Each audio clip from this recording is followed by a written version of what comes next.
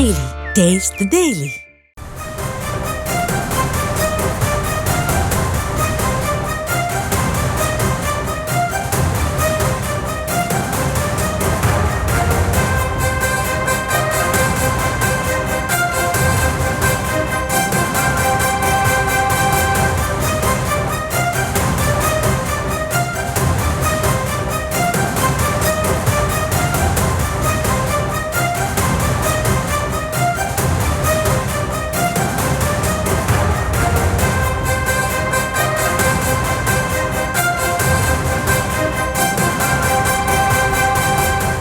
அதிமுகவினரை காவல்துறையினர் கைது செய்து அடக்குமுறையில் ஈடுபடுவதாக இபிஎஸ் குற்றச்சாட்டு எழுப்பியிருக்கிறார். மேலும் ஞானசேகரன் குறிப்பிட்ட அந்த நபர் யார் அந்த சார் என்ற கேள்வியையும் மீண்டும் இபிஎஸ் எழுப்பியிருக்கிறார். அது குறித்தான அண்மை செய்தியை பார்த்து வருகிறோம். விவரங்களோடு இணைகிறார் நமது செய்தியாளர் ராஜேஷ். விவரங்களை வழங்கலாம்.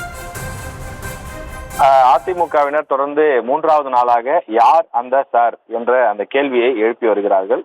இது தொடர்பாக எடப்பாடி பழனிசாமி தன்னுடைய அந்த பதிவிலே சமூக வலைதளத்தில் ஒரு பதிவிட்டிருக்கிறார்.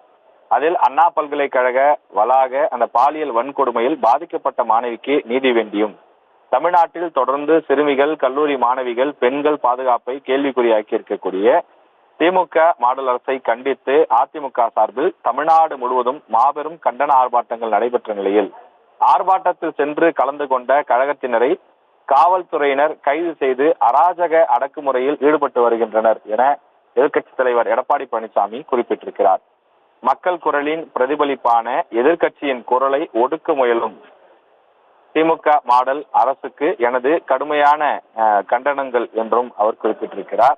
மேலும் கள்ளக்குறிச்சி கள்ளசாராய வழக்கில் திமுகவை சேர்ந்தவர், போதைப் பொருள் மாஃபியா வழக்கில் திமுக அயலக அணி மாவட்ட அமைப்பாளர் என நீளும் திமுக நிர்வாகிகளின் குற்ற பின்னணியாலும், ஞானசேகரன் குறித்து வெளிவரும் புகைப்படங்கள் மற்றும் தகவல்களாலும் திமுக அரசு இந்த வழக்கிலும் ஏதேனும் அரசியல் தலையீடு ஏற்படுத்துமோ என்ற சந்தேகம் நாளுக்கு நாள் வலுக்கிறது என எடப்பாடி பழனிசாமி தன்னுடைய பதிவிலே குறிப்பிட்டிருக்கிறார்.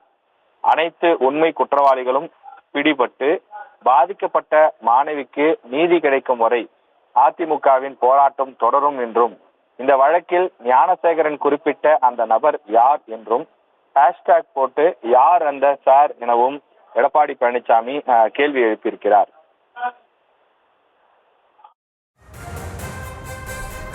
விவரங்களுக்கு நன்றி ராஜேஷ்.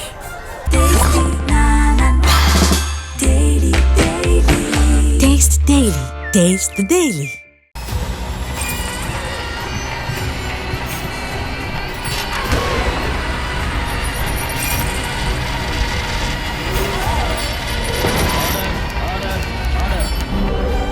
நிகழ்தகவு குற்றங்களின் மறுபரிமாணம்.